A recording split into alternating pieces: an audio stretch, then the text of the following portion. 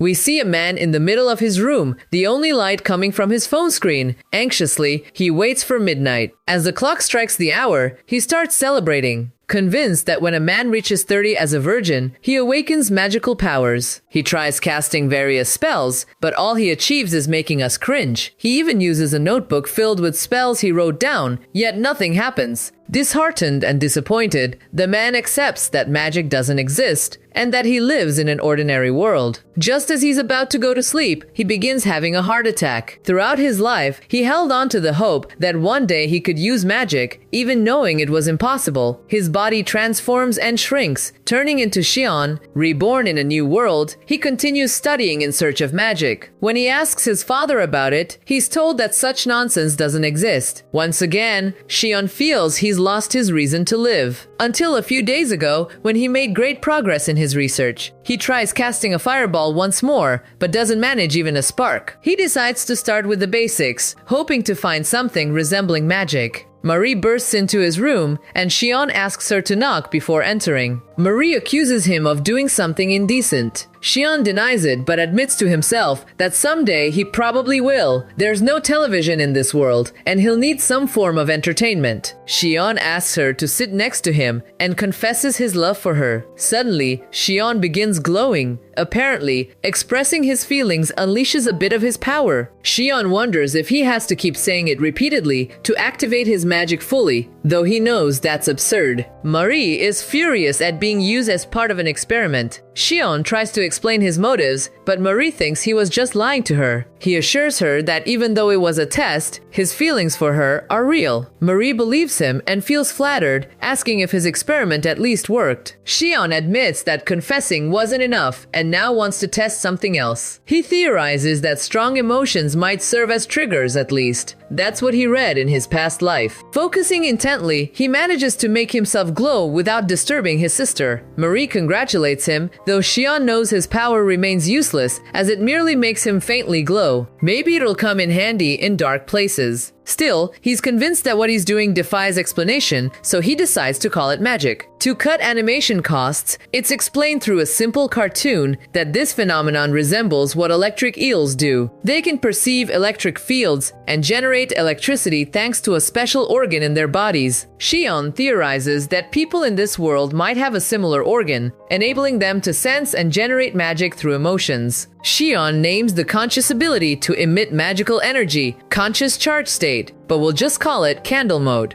Excited about the idea of wielding magic, Shion makes a pervy old man face, laughing like a lunatic. His sister watches, thinking, "What's wrong with this guy? Are we really related?" But she's glad to see him happy. Shion spends the next month practicing his candle mode and learns several things, again explained through low-budget cartoons. The first, to enter the mode, he needs an intense emotion that accelerates his heartbeat, and maintaining it is very difficult. The second, there's a limit to how many times he can enter this state. If he exceeds it, he goes from candle mode to sleepy mode. The third, emitting magic near his limit increases his magical capacity. The fourth, candle mode is like magical lake orbs. People without magical aptitude can't see it, making its only practical use in a dark room pointless. However, those who can see it can also feel warmth from it, so it might work as a heater on cold days. And the fifth, he still can't produce light orbs, but he's determined to shoot something from his hands. He wonders if there's a limit to the magic he can emit, or if his power is just too weak for anything beyond making his body glow. Realizing that if a fish can emit light orbs, he might have less magic than a trout, Shion wonders if magic works like in video games, where you can increase your magic points. But since he doesn't understand it himself, he decides to stop thinking about it. He knows his quest is finally yielding results, and giving up would mean accepting that his magic is only good for two things: entertaining at kids' parties and dressing up as a firefly. Thinks of trout again and gets an idea. Shion enters candle mode once more, attempting to concentrate all his magical power into his hand. but he fails. Realizing that focusing on something that makes him happy is an emotional act, while focusing on his arm is logical thinking, he sees the contradiction. He figures he might need to combine the thoughts, so he focuses on imagining that gathering magic in his right hand would bring him happiness. Re-entering candle mode, his hand glows noticeably brighter. Overcome by excitement, Shion decides to test it by punching a wall only to nearly break his hand like a fool. After spending the entire chapter trying to shoot light balls, now that he has magic in his hand, he punches a wall. He expected to gain some kind of destructive power, but it turns out to be just a simple glow. Still, he's happy with his progress, and once again laughs like a lunatic. Shion names this new state Magical Accumulation State, but we'll call it Glow Stick Mode. Shion spends the rest of the day practicing in glow stick mode. In the afternoon, his father calls him, his sister Marie, and Rose for sword training. It's the first time Shion and Rose join the class.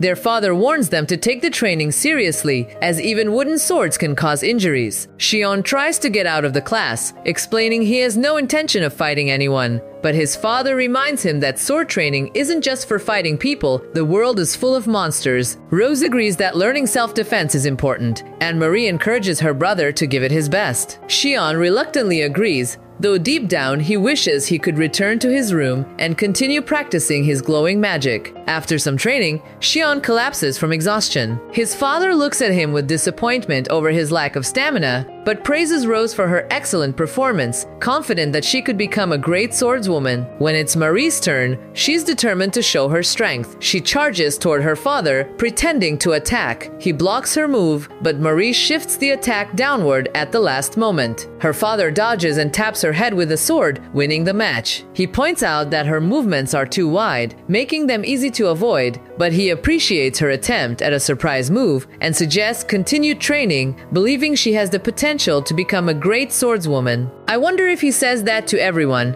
Shion thinks as he returns to his room to continue practicing glowstick mode, but he makes no further progress. At least his limit has increased. He can now use the mode around 20 times. However, he can't maximize it as he initially did. He considers changing his training method. Someone knocks on the door. It's his father asking if he was doing something indecent. Shion denies it and asks what he wants. His father invites him on a trip to Astoria, the nearest city to their home. Shion agrees and joins the family. His father explains that they'll shop and then visit the blacksmith, warning them not to wander off or risk getting lost. Shion, hoping to search for magical items, thinks, then why bring me along? But remembers he's still a kid and shouldn't wander off. After shopping, the kids wait outside the store. Marie suddenly starts laughing, and Shion asks what's so funny. She brushes it off, saying she just remembered a joke and avoids the question. They finish their shopping and head to the blacksmith, which excites Marie. The blacksmith, Grast, recognizes their father as a regular customer. Their father asks if the order is ready,